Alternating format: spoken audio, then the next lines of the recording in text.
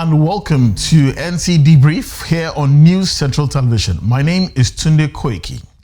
Like a wildfire sweeping across the Serengeti, the scourge, or do I say the phenomenon of sports betting has overtaken Africa. Many different reasons have been advanced. Some say lax betting laws. Some say the increasing penetration of mobile telephony and mobile banking. Some even say a strong passion for sports across Africa and high youth unemployment are reasons for this, what we call a phenomenon that has taken over Africa for the last decade or so. Together with Nnamdi Ekwugwa and our guest Tunji Andrews, will be looking at this matter in depth. Thank you, gentlemen, for joining us. Yep. Thank you for having me. Well, Tunji, I have to start with you. I believe your organization, Nairametrics, you did a study regarding sports betting in Nigeria. So many figures have been advanced, and some people say as much as 5 billion naira daily is thrown into the sports betting market. That's a tremendous amount of money, considering that there are 30 days in a month, 365 days in a year. That's money that's capable of, I'm thinking that's money that's probably a significant amount of the GDP of West Africa. Yeah, it's a phenomenon. It's a phenomenon. It's one of those things that it kind of scares you when you look at it on many perspectives, but I have a liberal feeling towards sport betting. We'll get into all of that, but let's look at the numbers. We're talking 60 million people across the country. In a country of 200 million 60 million people. We're talking of people of various ages and social status. It's not just for the rich. It's for the middle class, it's for the very poor, it's for those that don't even have a proper income. So everybody it's an all-comers affair. It's something that gives a lot of people a sense of feeling. It's something that of course at the end of the day, if you do win, it then gives some sort of returns, and then of course you see one of your friends one time make some money from it, so everybody wants to be that guy. So it keeps that dream alive. And so for various reasons, people do it for various reasons. Some, it is that last hope for a lot of people that don't have hope. For some people, it's just recreational exercises. For some people, it's money for beer for the weekend. But whatever the reason is, a lot of people have been doing it, and it's not new. That's the thing that is surprising, because a lot of people kind of feel, we're all sport betting in Nigeria now. And if you've ever had, I think back in the day we had the betting pools. Yeah. So it's a sport betting pool. It was around championship games. That's even the funny thing. It was around championship games, and I remember clearly as a child, maybe 3, 4, 5, 6, and I could remember my dad used to stop over at this guy's place, and cast his bet. Yeah. Place his bet. So it wasn't a new phenomenon. Why is it such a big deal, not only in Nigeria, but across Africa right now? Well, you must understand that, and it's the psychology towards it. When you have less hope for a lot of things, you find something to hold on to. There's always, it just gives a lot of people that sense that I might just make one bet, make 10 million, and from 10 million I bet again, and I make 100 million, and then this might just be my way out of the ghetto.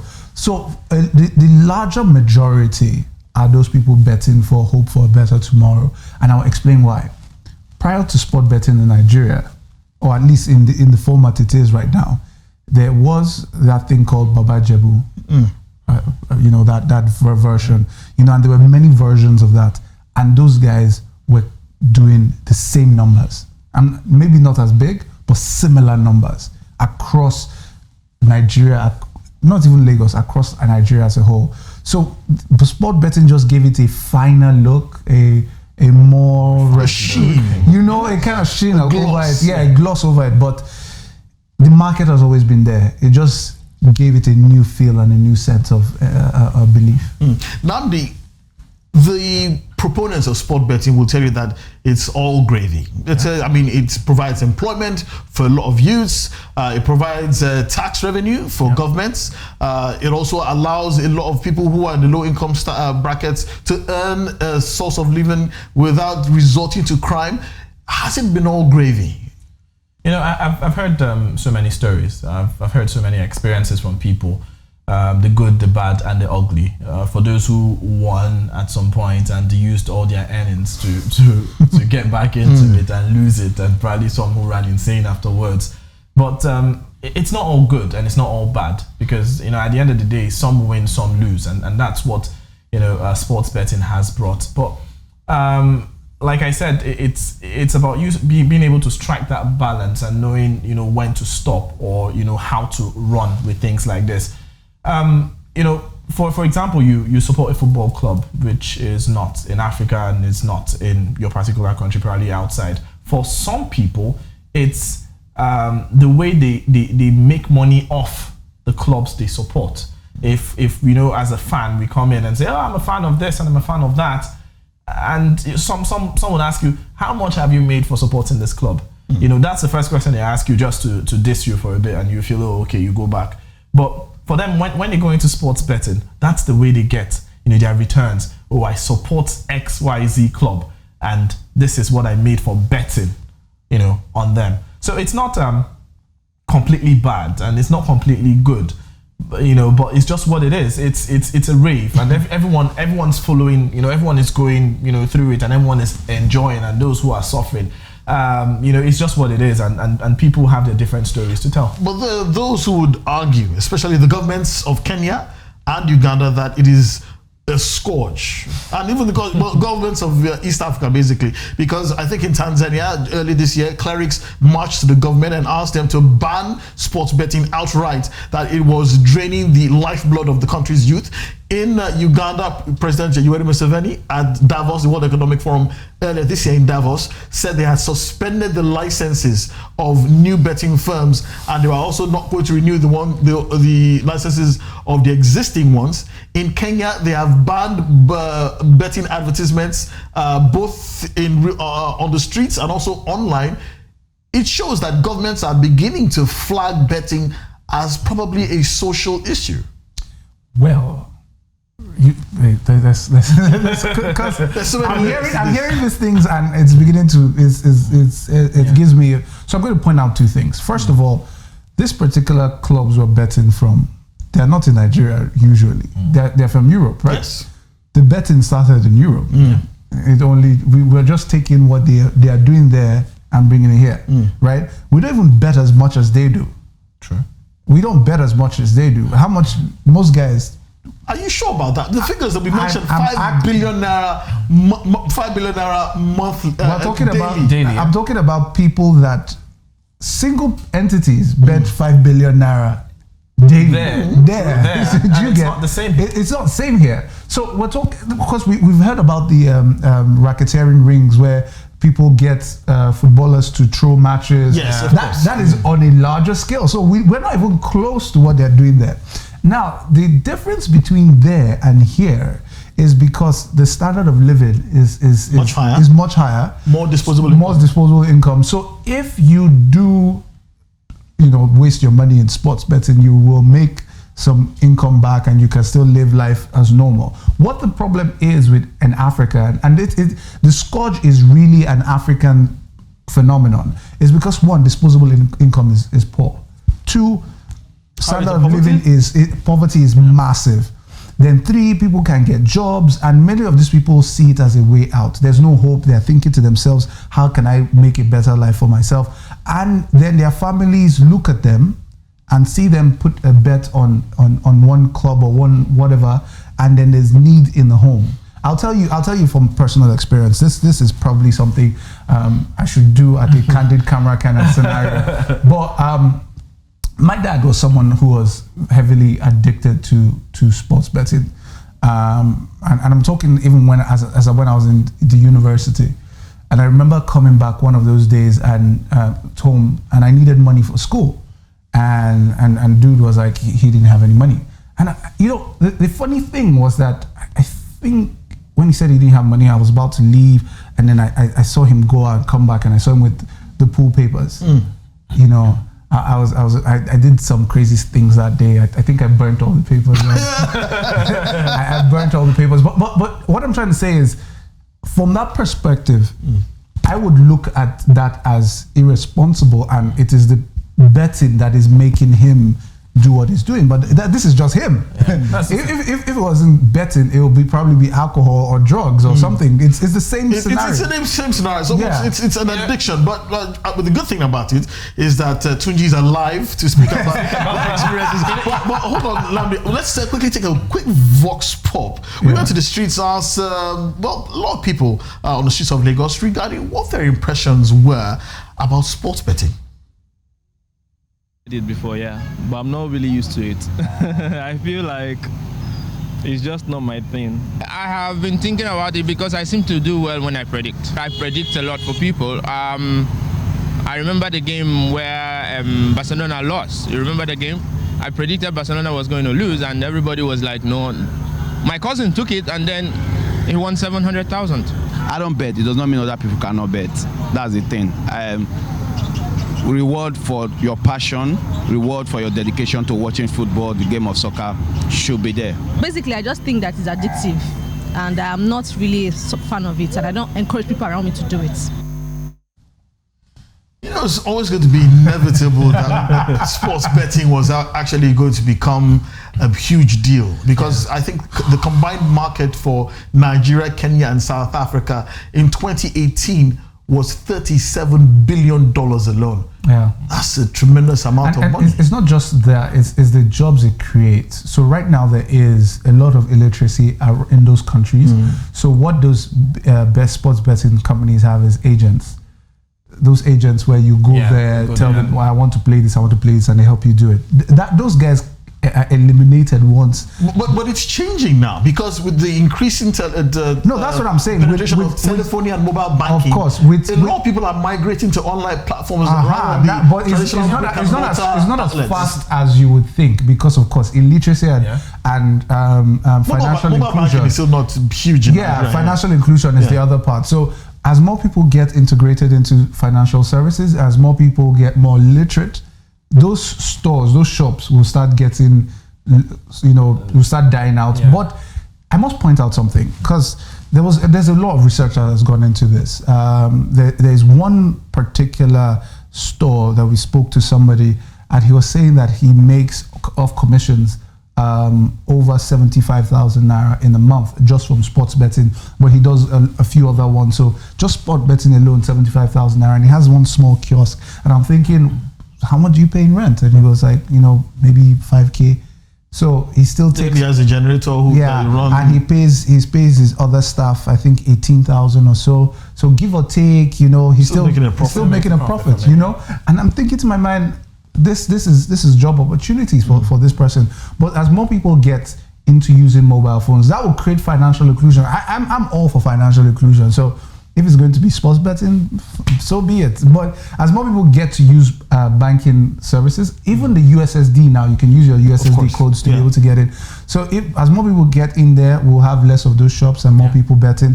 And the scourge may disappear, because you won't actually know people are betting anymore. But I have a problem with that word, scourge. It's because I don't like it. I need you to have a problem with it, because I'm going to ask you after we come back from this quick break. You've been a bit quiet, but I need to know exactly what you're thinking regarding sports betting in Nigeria. It's a huge, huge phenomenon, and it's taking over every single demographic. You're still watching the NC Debrief here on News Central Television. We'll take a short break.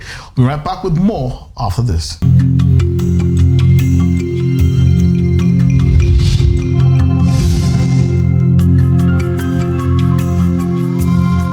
Thank you for staying tuned. You are still watching the NC Debrief here on News Central Television. Nnamdi Ekuba, you were about to say something before we went on break about it being a scourge, that's sports betting, or is it changing the lives of young Africans for the better?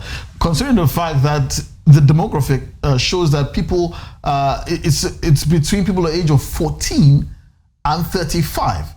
And ordinarily, gambling law said that anyone below the age of 18 can cannot be involved in gambling. But we have seen situations where students have walked in with their school uniforms and placed bets. And that's not the fault of the betting company or the bet companies. I think it's basically the fault of the regulators or the regulators of the certain country not being able to stop, people who are under that age. When I hear things like scourge, I'm like, it's a business. Everything that has its positive also has its negative, and there's no how you talk about sports betting and you won't think about both angles. It's shocking to me when people see the negative part of it. Let me tell you why this is scourge, Nambi. Let me tell you why this is scourge. We have beg your pardon, we have studies that show that underaged people who engage in betting, obviously they have no source of income. They have to get the money from somewhere. Small petty domestic crimes begin to get in. Some who lend money from other people who have money have no ways of paying back, which means they have to pay back in kind, as it were. Sexual favors being transferred. We see women also getting into the art of betting as well. So it begins to take a darker tone because than what we originally set out. Because you take soda with sugar in it, and people say it causes this sickness or that sickness. Does that make soda a bad thing, or do you blame the people who make the soda? It's not. You don't blame the people. It's business. Because at the end of the day, you choose to or not to. You choose to bet. Which of course is why I started with the fact that sports betting as a concept did not start in Africa. Wherever it started from, it's still big business there, and people are still involved in it. I mean, we can go back as the ancient Romans and the Greeks. Exactly. They were betting on chariot races, animal fights, gladiator sports. We didn't start it, and it was never seen, or it's never been really seen as a scourge. Yeah. Everything that gives people, for instance, alcohol too. It's the only time a village knows that one person drinks is when the person gets drunk, right? Yeah. And the person they know that drinks a lot is the village drunk. Yeah. So it's like gambling too. The narrative has been built around those people who are irresponsible, irrespective. So you agree it's an addiction, yeah? It can't be an addiction. Everything can be an addiction. I'm Would you put it in the same bracket? I do believe that I have an addiction for working out. Yeah, that's an addiction. That won't kill you. But would you put it in the same? Would you put it in the same bracket as nicotine and alcohol addiction? Okay, so I just said working out. So I pay gym membership. I take supplements. If I didn't have a source of income, people who rely on me would probably look at me as irresponsible to be spending money on gym membership and supplements. Yeah. I'm buying straps, I'm buying gym clothes. It's expensive. I went to my supplement company and they can pull out your report, and I realized that I spent about ₦1 million on supplements since I started using them. And I'm thinking, so if anybody sees that, it looks irresponsible. But you see, it's about the people themselves. And of course, when you say the people, the people not having a society or disposable income to be able to manage their habits. Yeah. Of course, that comes back to the... You do know that in Nigeria here, we're a bit, or in Africa basically, we do have a bit lax in terms of people who can get help for gambling addiction and stuff like that. Yeah. Well, yeah. But you see, at the end of the day, it still comes down to the basis. Abroad, there's a social safety net. Here, there's none. Everything becomes obvious when it comes to money. I don't think it's a scourge. I don't think it can be looked as a scourge, because I've seen many people who work in big organizations who bet. Okay, we'll talk about regulation in a bit, but let's quickly take a poll that was conducted on Instagram recently, and that is on your screen. You see, the question is, do you bet on sports betting games? The recipients, 62% said no, 38% said yes. Is that reflective? They're lying. They're lying. They're lying. They're lying. Are you telling me that if you pick 10 people at random on the streets of Lagos or any street in Nigeria, what would your statistic be? I think you at least find at least 5 At least 5. 5 out of 10. Yeah. Namdi, I you? think I'll go for 4. 4 out of 10. yeah. Okay, there's another one on the screen. It says, why do you bet on sports?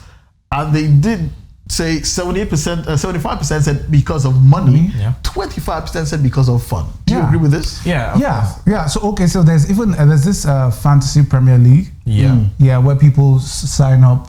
Now I have several WhatsApp groups that I'm part of, where it's capital market discussions, where we're part of those kind of groups, and we joined a group together and we kind of go head to head. We don't bet. There's no money at stake, but it's more like for bragging rights. But if we were into sports betting, it'd be really intense. And these people have disposable income, so you can imagine the money. I can imagine money be that we floating talked around. about there. There was also another poll that was on the screen regarding regulation of sports betting. The question said, should governments regulate sports betting? 73% said yes, 27% said no. Which dovetails into the next question I was going to ask you, gentlemen. I did mention the fact that Yoweri Museveni, president of Uganda, said early this year that they would not be renewing the licenses of some sport betting companies and would not be even giving out new licenses. In Tanzania, they are seeking to ban sports betting outright.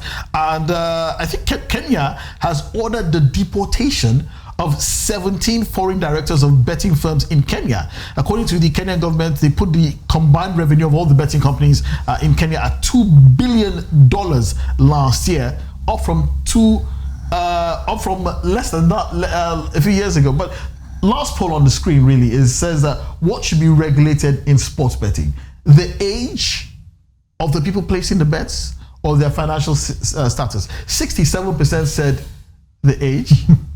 20, less than that. 33% the regulation, financial status. I think the regulation between age and financial status, I think that's not where I would look at regulation from. It's nobody's business. It's actually it's your choice. As long as you're old enough to do it. You see, the country said that deported people. You know they're African, right?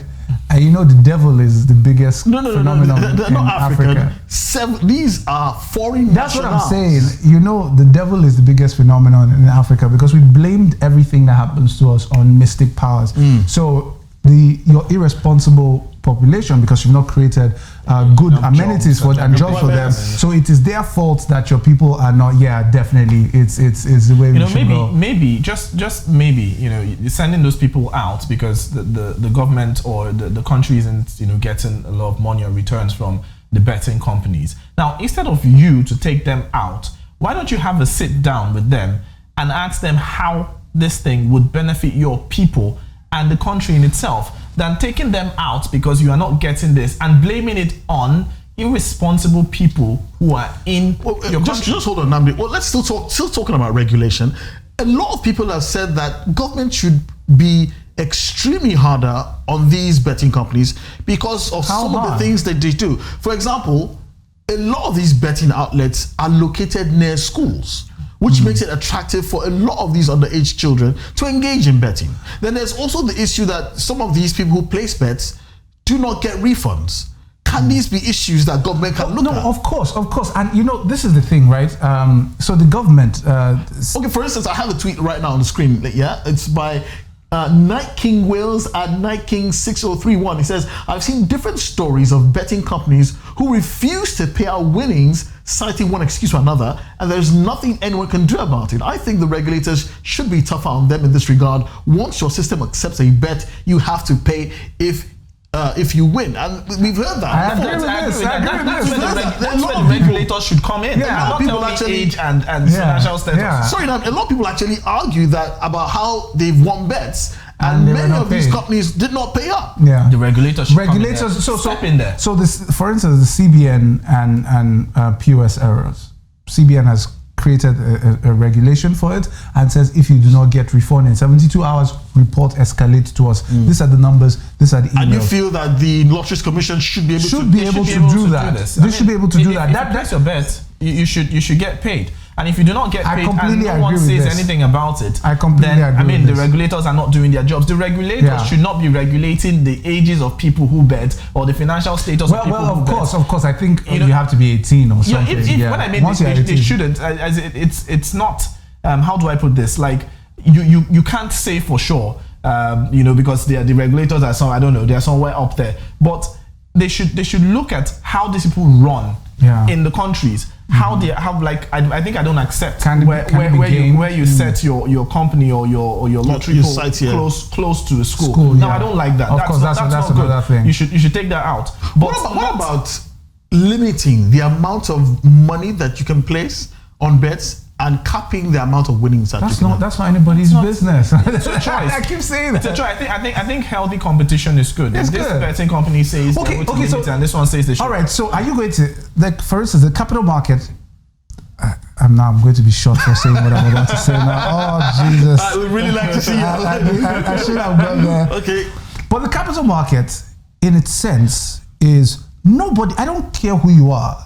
I don't care if you're Warren Buffett. I don't care whether you're Jimmy Buffett or Jaddy Buffett. Nobody knows if the market is going up or down. Nobody knows. Everybody is placing bets, believing that, okay, that company did this and that will go up. And then this will go down, and you believe you know so much that this thing that this company did, people are going to rush into it. So let me put a lot of money into it and buy it so that when it goes up, so I can. Well, that's why there are stockbrokers and financial analysts. There is not the same thing. But they are in the Western world. So they should create. They are in the Western. This is more job opportunities. Yeah. Somebody should be doing a show talking about where you should put your money to. Okay, finally, what about this one that a lot of for example, like Kenya said already, deporting 17 foreign nationals. A lot of betting companies in Nigeria are owned or run by foreign companies, and this has resulted in a tremendous amount of capital flight. A lot of the money is actually going out of the country, leaving mere crumbs in the system. Yoweri Museveni said it very clearly when he made that declaration. He says all they do is accumulate money from Ugandans, then ship it out of the country. Is this the same thing available here in Nigeria? Has he had a sit down with them? Has he had a conversation with them? And if he has a conversation with them, foreigners own betting companies in Nigeria. Yes. If he brings money to the economy, why not? But if they have a problem with that, wait, let's be real. Let's be real. So sports betting wasn't big in Nigeria until, say, maybe, I don't know, 5 years ago. 5 years ago. 5 years ago. Now, who made it popular? Whoever put the money down, whoever did all the adverts that you see on TV, radio, billboards, that person took a risk. It's paying off today, and then you tell me he's taking the money away. He brought the money in. Well, what is it going to do? Keep the money with you? It's very clear to see where both First of all, understand that by nature I'm a capitalist, and I understand the capital nature of this. There's nothing wrong, ethically or otherwise, with sports betting. What you have an issue with is the people, the impression of the people who do sports betting. But thank you. We really have to go right now. It's been fun. I wish we had more time. Thank you so much for your time. No problem. And of course, our well-dressed capitalist, Tunji Andrews. Always a pleasure having you in the studio. Thank you very much. But more importantly, thank you for watching the NC Debrief here on News Central Television. It's been fun. It's been entertaining. Of course, you can continue the conversation using our social media handles, Facebook, Twitter, and Instagram at News Central TV. And of course, you can head over to our website at www.newscentral.ng for more information and more insights shared on this particular topic. My name is Tunde Koiki. Wishing you a pleasant day. We'll catch you some other time. Bye-bye.